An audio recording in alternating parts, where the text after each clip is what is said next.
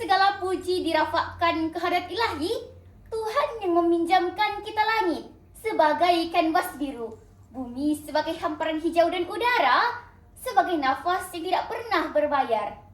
Saudara, puisi balada terbunuhnya beringin tua di pinggir sebuah bandaraya yang dinukilkan oleh Usman Awang secara sinis menegur kita betapa manusia sanggup memperdagangkan alam demi pembangunan yang diidamkan. Lantas, usah kita berulah seolah kita yang tersakiti, karena karma itu pasti. Sejarah memperlihatkan kita tsunami Aceh 2004 masih dalam ingatan. 200.000 nyawa terkorban. Tragedi Fukushima 2011, sistem amaran tsunami gagal menampung magnitud 9,0. Demikian juga letusan Krakatoa meragut 36.000 nyawa. Lantas meninggalkan persoalan, semarah inikah alam? Maka tangan-tangan yang membinasakan inilah perlu menebus dosa kita kepada alam. Cesteru, ayo kita hayati bersama. Teknologi hijau pemangkin kelestarian alam. Saudara, iltizam murni untuk kemampanan alam yang lestari berpaksikan pada hijaunya sebuah teknologi. Inilah takrifan bagi katalis kelestarian alam. Maka, ayo kita hayati 3 jejak ideal yang lahir daripada cetusan minda fikrah. Pertama, teknologi hijau diimplementasi, karbon dioksida diatasi. Ideal mencari solusi kepada fenomena kesan rumah hijau tidak lahir setahun dua. Bermula asas teori kesan rumah hijau pada abad ke-19 hinggalah rencangan persidangan dijalankan. Usaha kita akhirnya terjawab dengan kecanggihan teknologi yang menjadi harapan. Tanpa pembakaran api fosil, tenaga solar fotovolta berkecakapan tinggi menjadikan penjanaan elektrik lebih tinggi berbanding sedekad lalu. Teknologi CCS membolehkan karbon dioksida ditangkap menerusi proses penjerapan kimia. Sama juga seperti kendaraan hybrid yang menggunakan bakteri lithium-ion MNC yang mampu menyerap toksin. Hatta tumbuhan akumulator menerusi kaidah photoremediation mampu memulihkan tanah. Tanpa kita sadar, yang jauh lebih baik ketimbang 99 juta ton minyak yang digunakan setiap hari. Ianya jauh lebih baik daripada enjin pembakaran dalaman yang menyumbang 10,35 juta gas karbon dioksida sehari. Kedua, teknologi hijau dijana, bencana alam dicegah. Saudara, pengaplikasian teknologi hijau sudah sekian lama dibangunkan yang lahir daripada kearifan lokaliti.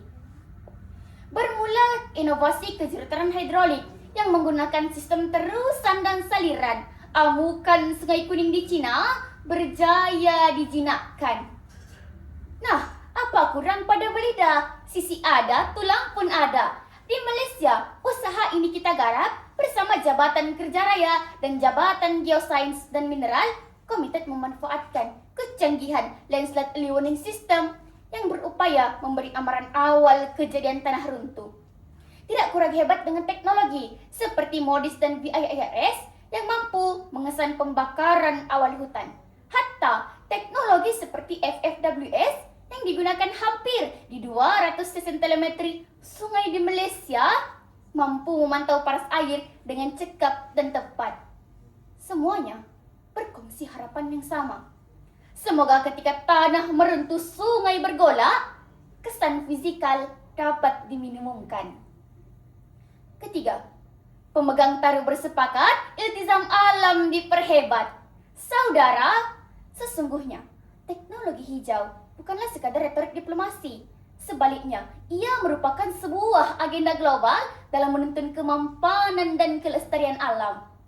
Ibarat sigai dua segerai laksana aur dengan tebing. 2015, ketika kesepaduan membawa 195 negara ke meja rundingan memeterai sebuah perjanjian demi mengembalikan hijau pada hutannya, biru pada langitnya. Akhirnya, perjanjian Paris disepakati membawa harapan buat isi bumi. Kesungguhan ini tidak sekadar terukir dalam wacana diplomasi, tetapi terjelma dalam tindakan dan realiti. Di Eropa, Kesatuan Eropa menerusi European Green Deal melakar visi berani menanam iltizam bahwa 2050 Eropa mampu mencapai karbon bersih. Di Malaysia, dasar teknologi hijau negara kita kenalkan. Pelan Hala 7 tenaga boleh diperbaharui Malaysia kita realisasikan. 31% kadar kapasiti teknologi boleh diperbaharui dizahirkan. Pembiayaan bilion ringgit disalurkan bagi membantu pemain industri menyahut penggunaan teknologi hijau seperti mana yang kita hasratkan. Saudara, ironinya, jika dahulu manusia menakluk alam dengan kerakusan, maka hari ini manusia perlu memulihkannya dengan kebijaksanaan. Jika dahulu pembangunan berdiri di atas pengorbanan alam, maka hari ini pembangunan mesti berpijak pada kelestarian. Karena pada akhirnya, bumi ini bukan milik kita sepenuhnya. Bumi ini hanyalah pinjaman sementara, pinjaman daripada anak-anak yang belum bersuara. Demikian, teknologi hijau pemangkin kelestarian alam.